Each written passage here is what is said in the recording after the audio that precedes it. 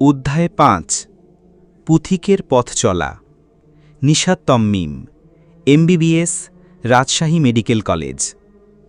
একটা গল্প লিখতে চেয়েছিলাম, পুথিকের পথ চলার গল্প, নিজেকে বদলানোর গল্প। কিন্তু প্রতিদিন ঘুম থেকে উঠেই যখন মনে হয় নিজেকে বদলানোটা আজও শেষ হলো না, ইয়াজুজ মাজুজের প্রতিদিনকার প্রাচীর ভাঙার মতোই খানিকটা এগিয়ে এসে আবার অনেকখানে পিছিয়ে যাওয়া, তখন উপলব্ধি হয় এ গল্প লেখার যোগ্যতা আমার নেই।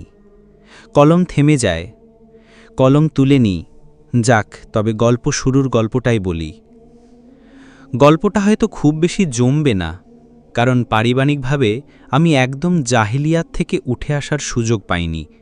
অনেকটা এইরকম হিদায়তের মধ্যেই বেড়ে ওঠা, এরপর সময়ের টানে পিছলে যাওয়া, তারপর বুঝে শুনে নিজ তাগিদে আবার ফিরে আসার চেষ্টা। আলহামদুলিল্লাহ, আম্মু আব্বুকে ছোটবেলা থেকেই একেবারে গতানুগতিক মুসলিম পরিবারগুলোর থেকে ব্যতিক্রম পেয়েছিলাম। আমার দাদুবাড়ির এলাকাটাই বলা যায় মাদ্রাসা অধ্যুষিত এলাকা। দাদুবাড়ির যে মসজিদটা আছে, ওখানেই বাংলাদেশে প্রথম তাবলিগের কার্যক্রম শুরু হয়। দাদারা পীরপন্থী ছিলেন। পীরতন্ত্রের কিছু ভুল রীতিনীতির সংমিশ্রণ থাকলেও তাদের মধ্যে কামেল পীরও ছিলেন। যা হোক, ইসলামিক ধারার সেই বাতাস আব্বুর গায়ে একটু বেশিই লেগেছিল। মোটামুটি ছোটবেলা থেকেই আব্বু নামাজি ছিলেন। ছাত্রজীবনে বাম রাজনীতি করেছেন, ইসলামী রাজনীতিও করেছেন, সবশেষে তাবলিগে জুড়েছেন। আব্বুর এই ইসলামিক চিন্তার মাঝে এসে আম্মুও বদলে গেছেন। বলা চলে, আমরা ভাই বোনেরা মা বাবার কোলে নবী রাসূলের কাহিনী শুনে শুনেই বড় হয়েছি। গল্প শুনতে শুনতে হারিয়ে গেছি মরুবিয়া বনে, কখনো কেঁদেছি, কখনো ঘুমের মাঝে ঘুরে এসেছি বাইতুল্লাহ কিংবা মিশর, ফিলিস্তিন। আমাদের দুই ভাই বোনের গান খুব পছন্দের ছিল। আব্বুর কিছু ছাত্র ছিল, তারা ইসলামিক গানের ক্যাসেট এনে দিত। আমরা শুনতাম, বুঝে না বুঝে লিরিক্স মুখস্থ করতাম, ফ্রেন্ডসদের সাথে দল বেঁধে গাইতাম। শৈশব ছেড়ে কৈশোরে পদার্পণ, গানের জগতে বৈচিত্র্য প্রয়োজন। খালার সাথে দোকানে গিয়ে ভাইয়া একদিন একটা হিন্দি গানের ক্যাসেট কিনে আনলো। চল এই গানগুলোই শুনি। আরে ভালোই লাগে তো। ক্যাসেট কালেকশন বাড়তে লাগল। ইসলামিক গানের ফিতাগুলোয় জমতে শুরু করে ধুলোর আস্তর। মিউজিকে ডুবে গেলাম। কাব্যিক সাহিত্যিক মানসিকতার ছিলাম একদম শিশু বয়স থেকেই, তাই মিউজিকের জগৎটা একটু বেশি টানত, বিশেষ করে মরমী ধাঁচের গানগুলো। এরপর আস্তে আস্তে ইবাদাত আনুগত্যেও শৈথিল্য, যা হয় আর কি। উত্তরাধিকার সূত্রে পাওয়া ইসলাম বেশি দূর টেকে না, যতক্ষণ না বুঝে শুনে ভালোবেসে দিনটাকে আঁকড়ে ধরা যায়। জানতাম মিউজিক শোনা উচিত না, তবুও ভালো লাগে বলেই শুনি। বাসায় টিভি ছিল না, তাই বেতারের গান শুনি। এফএম রেডিওর উত্থানের যুগ তখন। রেডিও টুডে, ফুর্তি, আমার, এবিসি এসবের সপ্তাহান্তের টপ 10 গানগুলো মুখস্থ থাকত। নামাজ কালামও পড়তাম, মিউজিকও শুনতাম, আধা আধি মুসলিম যাকে বলে। এরপর মুভি দেখাও শুরু করলাম, বিখ্যাত মুভিগুলোর গল্প জানার নেশায়। তবে সেন্সর করা আর নোংরা দৃশ্য নেই এমন হিস্ট্রিক্যাল মুভি দেখতাম। আলহামদুলিল্লাহ, এর চেয়ে নিচে আর নামিনি। অশ্লীলতা আমার কোনোদিনই ভালো লাগতো না, জাহিলিয়াতেও না, তারপরেও না। ভাইয়া ইঞ্জিনিয়ারিংয়ে চান্স পাওয়ার পর হোস্টেলে যাবে এমন সময় ডেস্কটপ কিনতে হলো ভাইয়ার জন্যেই। ওই সময় ডেস্কটপের ভেতরেই কিছু হিন্দি ভিডিও গান সেভ করা ছিল, আর সাথে সামি ইউসুফের কিছু ইসলামিক মিউজিক্যাল গান। ওই ভিডিওগুলো দেখতে গিয়ে আমি প্রথম অনুভব করলাম, গুনগুন করে যে অডিও গানগুলো আমি না বুঝে গাই, সেগুলোর ভিডিও চিত্র কী ভয়ঙ্কর অশ্লীল। আমার চোখের সহ্যসীমারও অনেক বাইরে। হাত পা কাঁপতে লাগল। একটা একটা করে ডিলিট করতে করতে একসময় পুরো ফোল্ডারই খালি করে ফেললাম। ভাইয়া এজন্য বকেছিল কি না তার মনে নেই। সেই প্রথম মিউজিকের প্রতি বিতৃষ্ণা আসতে শুরু করে। যে দৃশ্যগুলো চোখে পড়েছিল, ওই গানগুলো আর গুনগুনিয়েও গাইনি কোনো দিন। যা হোক, সামি ইউসুফের গানের ফোল্ডারে ঢুকলাম। সত্যি বলতে আমার কাছে মনে হয়েছিল অসাধারণ। নোংরা আধুনিক গানের জগতে তার গানগুলো মিউজিক্যাল হলেও সেই মুহূর্তে আমাকে বাংলা হিন্দি আধুনিক গানের জগৎ থেকে বের হয়ে আসতে সাহায্য করেছে। কারণ লিরিকগুলো যে আসলেই সুন্দর তা বলার অপেক্ষা রাখে না, সমস্যাটা কেবল মিউজিকেই। ভাবলাম না, আর না, ওই সব ফালতু গান বাদ, এবার আবার ইসলামিক গানের প্রত্যাবর্তন। কাটাবন মার্কেটে গিয়ে যত ইসলামিক গানের সিডি পেলাম সব নিয়ে আসা। ইউটিউবের সব নাশিদ সিঙ্গারদের ওই সময়ে চেনা, একটু একটু করে আবার ভুল পথে হলেও দিনের পথে ঢোকা। ভাইয়া হোস্টেল থেকে আসার সময় একবার মুম্বাইয়ের এক ডাক্তারের কিছু লেকচার নিয়ে এলো। তিনি কিনা আবার একজন স্কলার। বাসায় টিভি দেই, তাই টিভির জগৎটাই তেমন আনাগোনা আমাদের ছিল না। ডেস্কটপের মাধ্যমে অডিও ভিজুয়াল জগতের সাথে পরিচয়। এই স্কলারই ডাক্তার জাকির নায়েক। সত্যিকার অর্থে ইসলামী জ্ঞানের প্রতি আমার প্রথম ভালোবাসার উৎস তিনিই। প্রথম তার একটা লেকচার দেখেই নড়ে বসেছিলাম। সুবহানাল্লাহ, এত সুন্দর করে যৌক্তিকভাবেও ইসলামকে উপস্থাপন করা যায়। একটা মানুষ এত জ্ঞানী হতে পারেন। ভাইয়া, তুমি পরের বার আরও লেকচার নিয়ে আসবা। কাটাবন ইসলামিক কর্নারের ডাবিং ভিডিওগুলো দেখা শেষ, উৎসাহ চরমে। আমাকেও জানতে হবে। আমি যেহেতু ছোটবেলা থেকেই ডাক্তার হতে চাই, এই মানুষটা তেমনই ডাক্তার। এছাড়া তিনি মানুষের মনেরও ডাক্তার, দাঈ ইলাল্লাহ। এমন কম্বো প্যাকে আমার স্বপ্ন। গুগল ঘেকেই জাকির নায়েকের আইআরএফ থেকে শুরু করে তাদের স্কুল, তার স্ত্রী, পুত্র, কন্যা সবার নামধাম সহ মুখস্থ করে ফেলেছিলাম। তখন আমি হলিক্রস কলেজের ফার্স্ট বা সেকেন্ড ইয়ারে বোধ হয়। মনে পড়ে তাকে একটা মেইল করার জন্য কত যে খুঁজেছি। আইআরএফে মেইল করে বসে থাকতাম, কেউ যদি রিপ্লাই দেয়, না, সে আসার গুড়ে বালি। তবু আম্মুকে বললাম, আম্মু, আমি ডাক্তার হব, তারপর ইন্ডিয়া গিয়ে আইআরএফে যুক্ত হব, মাহরাম নিয়ে। তুমি রাজি? রাজি না হয়ে আর কই যায়। এই যেদি মেয়ে যেটা বলে সেটা করেও ছাড়ে। খারাপ কিছু করে না বলেই বোধহয় অনুমতি না দিয়েও পারা যায় না। জাকির নায়েককে খুঁজতেই ফেসবুক অ্যাকাউন্ট খুললাম। যত যত ইসলামী পেজ, গ্রুপ, ইসলামিক ভাই বোনদের অ্যাকাউন্ট আছে সব অ্যাড দিতে লাগলাম। এক ভাইয়ের খোঁজ পেলাম যিনি আইআরএফ দেখে আসছেন, তার কাছেও বৃত্তান্ত নিলাম। যা হোক, ফেবুর জগতে এসে এরপর নিত্য নতুন ইসলামিক কমিউনিটির সাথে পরিচয় হতে থাকা। নিজেও টুকটাক কাব্যচর্চা করি, লেখালেখি করি। সেই সূত্রে ধীরে ধীরে কিছু সমমনা মানুষ পেয়ে মানবতা ও ইসলামের জন্য কাজ শুরু করার সুযোগ হয়। কবে কোথায় হালাকা হচ্ছে, কোথায় শীতবস্ত্র বিতরণের কাজ চলছে, কোথায় অন্ধ পরীক্ষার্থীর জন্য শ্রুতিলেখক খোঁজা হচ্ছে, কোথায় পথশিশুদের লেখাপড়া শেখানোর আয়োজন চলছে। পড়াশোনার চাপের মধ্যেও সময় ম্যানেজ করে ছুটে যাই। এই কাজগুলোর মধ্যে একটা আত্মিক প্রশান্তিও আছে। তবে বিপত্তি সব জায়গায় কিছু থাকে। এই অনলাইন কমিউনিটিগুলোতে সক্রিয়ভাবে কাজ করতে গিয়ে একসময় বুঝলাম এখানে ইসলামিক স্টাইলে ফ্রি মিক্সিং প্রমোট করা হচ্ছে। কাজগুলোর উদ্দেশ্য ভালো, নির্দ্বিধায়, কিন্তু পন্থাতে গলত। আর আল্লাহর কাছে কোনো কাজ কবুলিয়তের শর্তাই হচ্ছে কাজটির নিয়ত শুদ্ধ হতে হবে, পাশাপাশি কাজের পন্থাও সুন্নাহ মোতাবেক হতে হবে। দুদুল্যমানতার দোলায় দুলতে দুলতে একসময় অনেকটা জোর করেই উঠে আসা আর আল্লাহর কাছে সাহায্য চাওয়া, ইহদিনাস সিরাতাল মুস্তাকিম। এরই মাঝে নলেজের প্রতি আকর্ষণটাও বেড়ে চলছে দুর্নিবার। অনলাইনে বিভিন্ন দলের কাদা ছোড়াছড়ি, মাঝাবি লামাঝাবির চিরাচরিত সংঘাত, পরিবারের মধ্যে কেউ রাজনৈতিক ইসলামিক, কেউ অরাজনৈতিক, সেখানেও কোন্দল, দলাদলি। বিভিন্ন মতপথের দোতনায় নিজের প্রোয়েক্টিভ মস্তিষ্কে সারাদিন প্রশ্ন আর প্রশ্ন। জেনে বুঝে ইসলাম মানতে চাইছি, কিন্তু আমার প্রশ্নগুলোর সঠিক উত্তর দেওয়ার কেউ নেই। যাকেই জিজ্ঞেস করি সে নিজের দিক থেকে উত্তর দেয়, অন্যদেরকে ধুয়ে দেয়। এত সুন্দর একটা জীবন ব্যবস্থা, অথচ মানুষগুলো এত অসহিষ্ণু কেন? গন্তব্য যদি একটাই হয়, তবে পথগুলো নিয়ে এত রেশারেশি কেন? এটা যদি এই হয় তবে ওটা নয় কেন? আমার এই সহস্র অযত কেনর উত্তর কেউ দেয় না, দিতে পারে না। অন্তরায়া মৃত্যুমুখী, কিন্তু অন্তরের মৃত্যুর খবর কেউ রাখে না। অতপর সিদ্ধান্ত গাঁট বেঁধেই নিলাম, আমার প্রশ্নের উত্তর আমাকেই বের করতে হবে, পড়তে হবে, জানতে হবে, জানাতে হবে। তাফসিরে কুরআন পড়তে গিয়ে দেখলাম ইবতেদাইতে মাদ্রাসায় পড়া অল্প কিছু পরিচিত শব্দ, কিন্তু সেই একই শব্দের রূপ এক এক জায়গায় এক এক রকম। সামান্য কিছু জানা, বাকি সবই অজানা। আল্লাহর কালাম, এইভাবে যার করা বিদ্যে পড়ে কী স্বাদ পাওয়া যায়?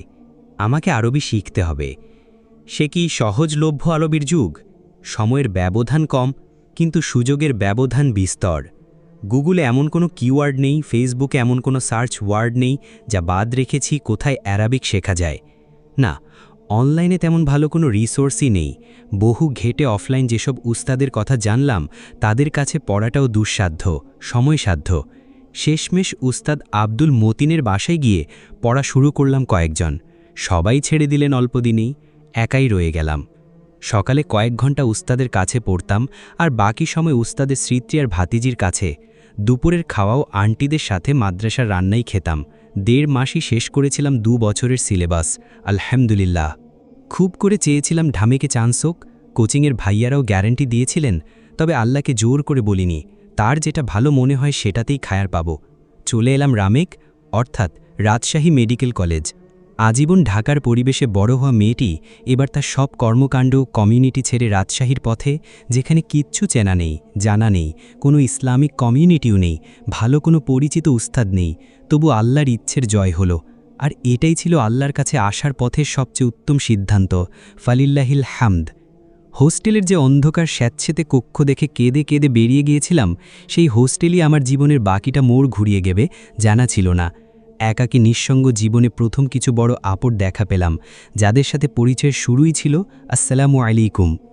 আমাকে ঘটা করে দিনের দাওয়াত দিতে হয়নি। সত্যের ডাকে আমি বেশিক্ষণ নীরব থাকতে পারি না। কোনো দিনই অজান্তেই আপুদের ভালোবেসে ফেলেছিলাম। নতুন হয়েও আপুদের সাথেই দাওয়াতের কাজে থেকেছি।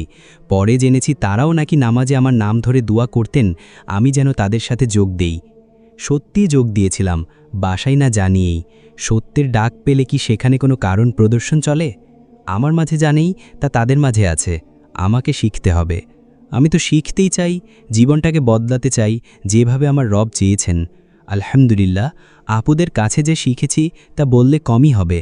লম্বা ফুল স্লিভড ড্রেস পরা, রুমের ভেতরেও পর্দার হালতে থাকা, সবার সাথে হাসি মুখে কথা বলা, জুনিয়র সিনিয়র সবাইকে আগে সালাম দেওয়া, রুমে ঢুকতেও সালাম দেওয়া, বান্ধবীদের কিংবা দিনী বন্ধের নিয়ে চাচক্র, রান্না করে খাওয়া, নিজের খাবারটা অন্যজনকে তুলে দেওয়া, যে কোনো সমস্যায় জুনিয়রদের সর্বোচ্চ সাহায্য করা, শর্ট আবায়া থেকে লং, হিজাব থেকে নিকাবে উত্তরণ, গিবত এড়িয়ে চলা, স্যারদের নিয়ে ব্যঙ্গ না করা, কাউকে উপনামে না ডাকা, ক্লাসে কারুর প্রক্সি না দেওয়া, এটাও মিথ্যে সাক্ষ্য, ছেলে ব্যাচমেটদের সাথে বিনা প্রয়োজনে কথা না বলা, আমির উদ্দিন গ্যালারির চোখ ধাঁধানো সাংস্কৃতিক প্রোগ্রামগুলোতে দর্শক হিসেবে উপস্থিত না থাকা, র্যাগডেতে না যাওয়া, ছেলেদের সাথে ট্যুরে না যাওয়া, রিলেশনশিপকে না বলা, ছেলে ক্লাসমেট কিংবা সিনিয়রদের সাথে ফোনেও কোনো বাক্য বিনিময় না করা, মিউজিক ছেড়ে দেওয়া, হোস্টেলে দিনের দাওয়াত দেওয়া, পরস্পরকে নসিহত দেওয়া, বোন হিসেবে ভুলগুলো শুধরে দেওয়া, ফরজিয়াতের পাশাপাশি নাফলিয়াতে পাবন্দির চেষ্টা। আপুদের উপদেশ, তুমি যখন আদর্শের বাহক, তোমার নিজেকে আদর্শের সর্বোচ্চটাই গ্রহণ করতে হবে। তুমি নিজে যদি সহজটা বেছে নাও, তোমার অনুসারীরা আরও সহজ খুঁজবে। তোমার একটা ভুল তোমার ইসলামকেই ভুল হিসেবে পরিচয় করিয়ে দেবে। আমি তো এমনটিই খুঁজছিলাম। ঢাকার জীবনে ফ্রি মিক্সিং ইসলামের মধ্যে ঢুকে যেই কণ্ঠটা টের পেয়েছে প্রতিনিয়ত, যেই বিষয়গুলো মেনে নিতে পারিনি, এখানে এসে সেই আকাঙ্ক্ষিত শুদ্ধ রূপটিই পেয়েছি। আলহামদুলিল্লাহ, এখানে আমি জানছি, প্রতিদিন শিখছি, এর যে ভালো সিদ্ধান্ত আর কি হতে পারত। আল্লাহই উত্তম কর্মবিধায়ক। সেই যে ইলমের তলব, সেটা নিয়ে অনলাইনেও খোঁজ নিতে থাকলাম। ইসলামিক অনলাইন ইউনিভার্সিটির কথা কানে এলো। এখানে অনলাইনে ইসলামিক স্টাডিজে অনার্স করা যায়। আরে বাস, এই তো সুযোগ। আইআরএফে যাওয়া হোক আর নাই হোক, অনলাইনে পড়ার দ্বার তো খোলাই আছে। এটাই বা কম কিসে? যেই ভাবনা কাজ, আম্মু আব্বু আইওইউতে পড়ব। তুই এত পড়ার প্রেশার সামলাতে পারবি বাবা? কেন নয়, রিস্ক নিয়েই দেখি না। বেশ, কয়েকজন ক্লাসমেট সিনিয়র আপুও শুরুর আশ্বাস দিয়েছিলেন, তবে সেমিস্টারের শুরুতে আর কাউকেই সাথে পেলাম না। অগত্যে আবারও একলা চলরে বাণী নিয়ে শুরু করা। রাজশাহীতে এক্সাম সেন্টার নেই। আইবিএমসির আরেক আপুকে সাথে নিয়ে অ্যাপ্লিকেশন, সেন্টার গ্রান্টেড, পড়া শুরু। একাডেমিক ইসলামিক নলেজের পথে পথ চলা, পুরনো বিদ্যের ঝালাই, অনেক কিছু শিখা, অনেক কেনর উত্তর খুঁজে পাওয়া, জ্ঞানের আরও নিত্য নতুন পথের সন্ধান মিলতে থাকা। ও হ্যাঁ, মিউজিক ফিতনা থেকে কিভাবে বেরিয়ে এলাম? একটু একটু করে ডিলিট করতাম পছন্দের গানগুলো। সবশেষে ফোল্ডারে আর 10-12টি গান ছিল, যেগুলো না থাকলেই নয়। কোনো এক ইমোশনাল মোমেন্টে বিসমিল্লাহ বলে চোখের পানি ছেড়ে দিয়ে পুরোটা ফোল্ডার একবারে শিফট ডিলিট দিয়েছিলাম। ইয়া আল্লাহ, আপনি সাহায্য করুন, এই হারাম থেকে আমার বের হওয়ার ব্যবস্থা করুন। একবারেই পারিনি, ধাপে ধাপে ট্যাপারিং ডোজে ছেড়েছি। বাংলা হিন্দি আধুনিক গান থেকে সামি ইউসুফ মাহের জৈনের মিউজিক্যাল ইসলামিক, তা থেকে নন মিউজিক্যাল ভোকাল ইসলামিক নাশিদ, আর তার ওপর মিশরি রাশিদ, ইউসুফ ইয়েদ ঘোষ, তাওফিক সায়েগ, আবু হাফস, ফারহাত হাশমি কিংবা উমর হিশাম আল আরাবির মোহনীয় সুরের তিলাওয়াত। এর চেয়ে সুন্দর সত্যি আর নেই। বাকিটা জান্নাতে ইনশাআল্লাহ। পেছনে ফিরে তাকালে আজ খুব বেশি অবাক হয়ে আর কৃতজ্ঞতায় নত হই। আমি যতটুকু চেয়েছিলাম, আল্লাহ সুবহানাহু তাআলা তারও চেয়ে সহজে, তারও চেয়ে সুন্দরভাবে আমাকে পথ দেখিয়ে এনেছেন। প্রতি মুহূর্তে গাইড করেছেন, পা পিছলে পড়তে পড়তেও তুলে এনেছেন। আমার মনের অসংখ্য কেনর উত্তর মিলিয়ে দিয়েছেন। আজ আমাকেই অনেকের কেনর উত্তর দেওয়ার মতো অবস্থানে নিয়ে এসেছেন। সেই রাব্বে কারিমের নেয়ামত আমি কিভাবে অস্বীকার করি? সেই আল্লাহর সিদ্ধান্তে তাওয়াক্কুল না করে আমি কি করে হতাশ হতে পারি? একজন পথ খুঁজে চলা উভ্রান্ত পথিকের জন্য, যিনি প্রতি বাঁকে বাঁকে লাইট হাউস দিয়ে পথ চিনিয়ে এনেছেন, সেই মালিকের প্রতি অকৃতজ্ঞ হওয়া কি তার মানায়? ভাষা অযোগ্য হবে আমার রাব্বের প্রশংসায়। আমি জানি না কিভাবে বললে সত্যিই তার নেয়ামতের প্রশংসা করা যায়। আমাকে নির্দিষ্ট কোনো দলমতের গণ্ডিতে মেধে লাভ নেই। যে মহান সত্তাকে ভালোবেসেছি, তার বড়ত্বের কথা যেখানেই বলা হোক, যে মুখী বলুক, আমি বিভোর হয়ে শুনি। কথক ছোট হতে পারে, যার কথা বলা হচ্ছে তিনি মহান, তিনি সুউচ্চ। তার বড়ত্বের কথা কোনো কুকুর বললেও তার মুখ সম্মানিত হবে, আমি তাই শুনব। অন্তরাত্মার খোরাক জোগাতে তাই ব্যস্ত জীবনেও খুঁজে চলি দিনী মজলিস, বসে পড়ি কখনো তালিম, কখনো তাফসির, কখনো হালাকায় ঈমান ও আমলের সঞ্চয়ে। আমি বড্ড গরিব, যেখান থেকে পাই কুড়িয়ে নিতে চাই। দিন শেষে তবু যদি ঘাটে ফেরার মতো কিছু গোছাতে পারি। আল্লাহর কাছে আসার পথ খুঁজে পেয়েছি, ধীরে ধীরে, কখনো ভুল থেকে, কখনো শুদ্ধ থেকে। এখনও চলছি, পথ তো অনেক বাকি। আল্লাহ রাব্বুল ইজ্জত নিঃসঙ্গ পথিকে চলার একজন সঙ্গীও খুঁজে দিয়েছেন। আগে একা চলতাম, এখন দুজন। চলতে চলতে কখনো পা ফসকে যাই, আবার সামলে নেওয়ার চেষ্টা করি। দুনিয়ার মোহে ডুবে যাই, আবার উঠে আসার প্রয়াস। ইমানের কার্ভ কখনো নেমে বেইজলাইন টাচ করে, জাহান্নামীদের সারিতে নিজেকে দেখতে পাই। আবারও শঙ্কায় আশায় সিজদা বনত হই। জানি না পথের শেষটায় তার দেখা পাবো কিনা, যার সন্ধানেই এতটা পথ চলা। পাথেয় নগণ্য, কেবল রাহমান ও রাহিমের দয়ার প্রত্যাশায়।